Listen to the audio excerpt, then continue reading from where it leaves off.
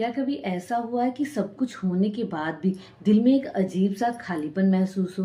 क्या अक्सर उन चीजों के पीछे भागते रहते हो जो हमारे पास नहीं है, लेकिन जो है, क्या उनके लिए कभी हमने दिल से शुक्राना अदा किया है? क्या कभी धन्यवाद बोला है भगवान से? नमस्ते दोस्तों, आज हम बात करेंगे उस जादुई शब्द और एहसास की जो आपकी जिंदगी बदल सकता है। अगर आज रात आपसे वो सब कुछ छीन लिया जाए जिसके लिए आपने कल सुबह धन्यवाद नहीं कहा था, तो आपके पास क्या बचेगा? सोचिए, अगर सब कुछ गायब कर दिया जाए तो आपके पास क्या बचेगा? आपका मोबाइल, आपका घर, आपका बेड, या जिन चीजों के लिए आपने धन्यवाद नहीं किया, आपकी आंखें, आपके हाथ। सुनने में बड़ा डर सा लगता है कि अगर ऐसा हो गया तो क्या होगा, लेकिन यही ताकत है शुक्राना की। आज की वीडियो में हम जानेंगे कैसे सिर्फ थैंक यू या शुक्राना कहने से आपकी पूरी जिंदगी खुशियों से भर सकती है। जिंदगी में शिकायतें तो बहुत हैं, लेकिन क्या कभी सुकून से उन छोटे छोटे पलों को गिना है जिसमें आपको खुशी महसूस हुई? आज का वीडियो आपके चेहरे पर एक मुस्कान और दिल में सुकून लाने के लिए। चलिए आज मिलकर सीखते हैं जिंदगी को एक नए नजरिए से देखना, और वो नजरिया है शुक्राने के नजरिए से। एक बार की बात है, एक पहुंचे हुए संत भगवान से मिलने जा रहे थे। रास्ते में उन्हें दो अलग अलग इंसान मिले। कैसे दो इंसान? एक बहुत अमीर और सुखी आदमी मिला।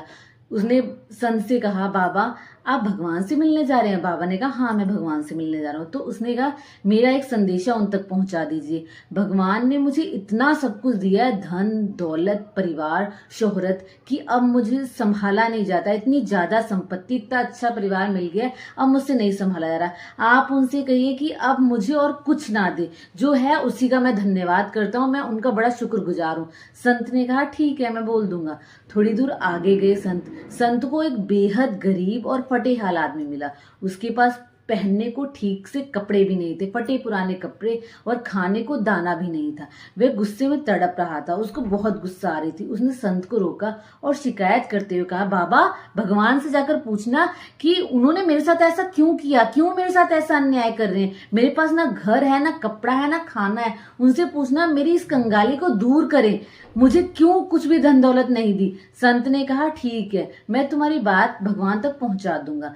जब संत भगवान के पास पहुंचे तो उन्होंने दोनों की बात भगवान के सामने रखी। भगवान मुस्कुराए और उस अमीर आदमी से जाकर कहना कि अगर वह चाहता है कि उसको दौलत ना मिले, उसकी दौलत कम हो जाए, अब मैं उसे कुछ ना दूं, तो शुक्राना कहना बंद कर दे। जिंदगी से शिकायतें शुरू कर दे कि मुझे ये क्यों दिया, मुझे दौलत ज्यादा मिल गई या मुझे दौलत कम मिल गई, ऐसी शिकायतें करना शुरू कर दे।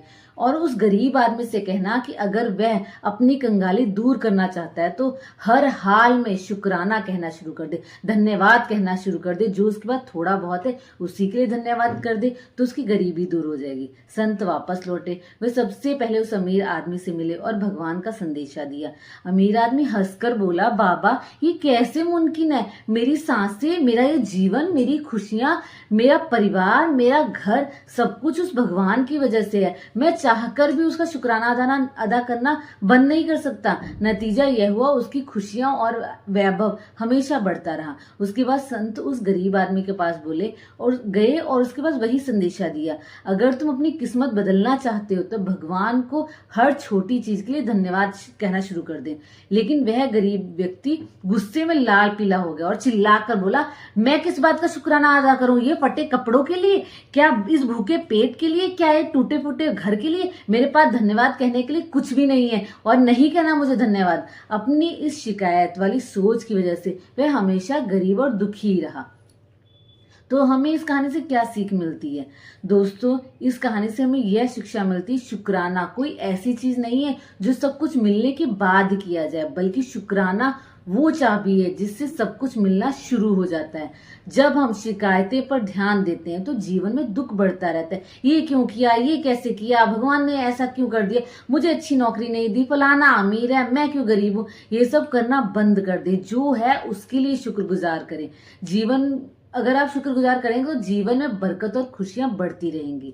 तो अगली बार जब भी आप परेशान हो या अकेलापन महसूस करें, अपनी आंखें बंद करिए और सिर्फ 3 ऐसी चीजों को याद करिए जिसके लिए आप भगवान या इस यूनिवर्स के लिए शुक्रगुजार है। चाहे वह आज का खाना हो, आपका परिवार हो, आपकी सांसें हो, आपकी नौकरी हो, आपका वापस घर आना हो। आजकल ट्रैफिक इतना है कि हम घर आ जाते हैं, वही सबसे बड़ी बात होती है। हम ऑफिस जाते हैं और बिना चिल्लाए, बिना किसी से लड़े सारा काम करके वापस आ जाए, वो भी बहुत बड़ी होती।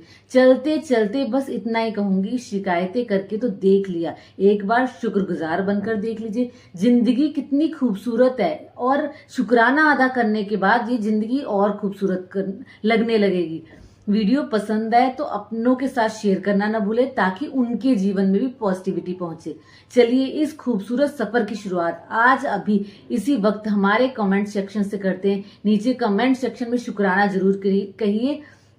कोई भी एक ऐसी बात शेयर करिए जिससे आपका दिल बहुत खुश हुआ हो। आज का दिन में कोई भी अच्छी बात हो वो लिख दें या शुक्राना अदा कर दें। अगर इस वीडियो ने आपके दिल को छुआ हो, आपके चेहरे पे मुस्कान लाई हो, तो इसे लाइक और सब्सक्राइब जरूर करें। धन्यवाद। खुश रहिए, मुस्कुराते रहिए। Thank you so much. शुक्राना। नमस्ते। जय हिंद।